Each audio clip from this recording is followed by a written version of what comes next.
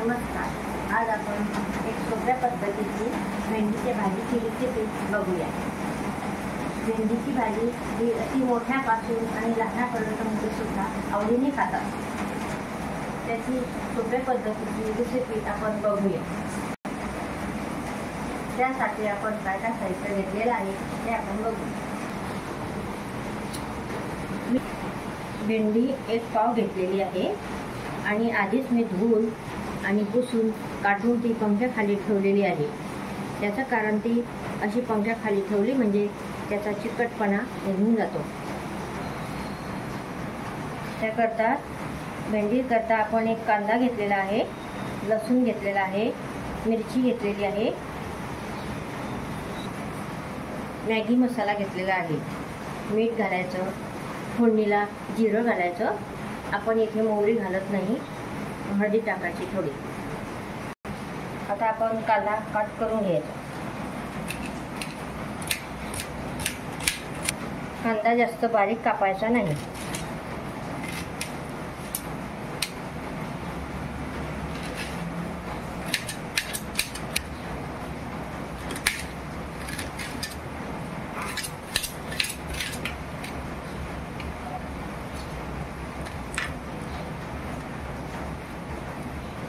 अशा प्रकारचा काटून घ्यायचा. लसूण कापून घ्यायचा. लसूण आपल्याला ठेचायचा नाही.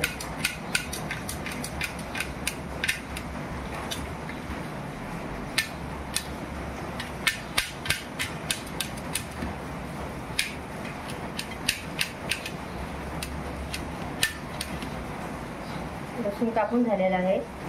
आपली मिरची सुद्धा कापून झालेली आहे.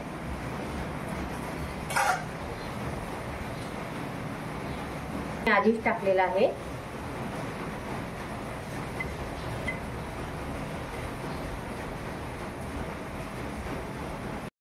तेल आपलं गरम झालेलं आहे. आता आपण त्याला फोडणी घालूया. आधी आपल्याला जिरं घालायचं. बघा असं तळतळीत झालेलं पाहिजे म्हणजे छान फोडणी बसते. आता आपल्याला लसूण घालायचा.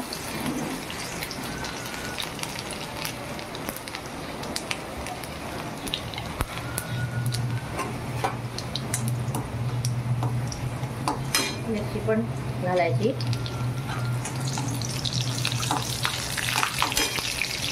आता कांदा घालायचा.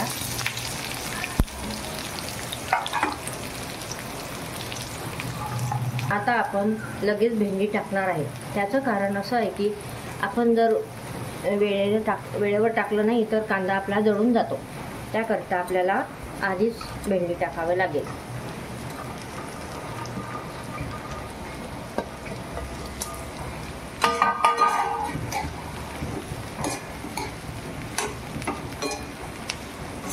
आणि चवीनुसार मीठ पण घालायचं आहे.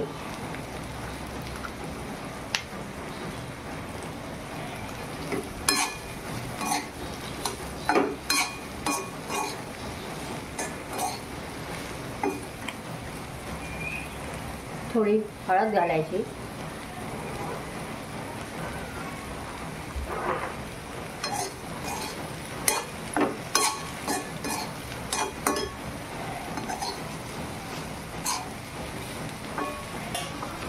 आता आपण याच्यावर झाकण ठेवावे म्हणजे ती व्यवस्थित नरम होऊन जाईल. बघा आपली भेंडी किती छान झालेली आहे. अशी चिपकलेली नाही आहे. आता आपली भेंडी झालेली आहे. आता आपण भेंडीमध्ये मॅगी मसाला घालूया. त्याचं कारण की आपण नंतर मॅगी मसाला घातला म्हणजे त्याची चव छान लागते.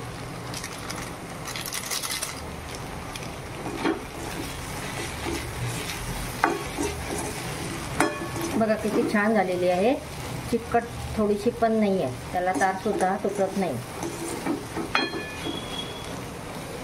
आपण मॅगी मसाला टाकल्यानंतर 2 मिनिटं आपण त्याला झाकण ठेवून वाफ येऊ द्यायची.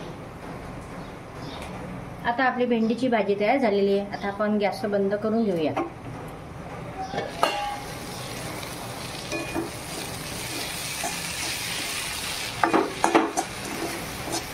बघा किती सुगंध येतो आहे.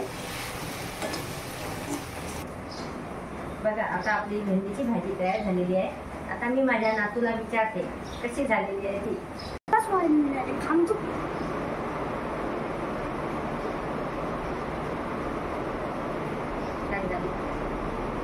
खूप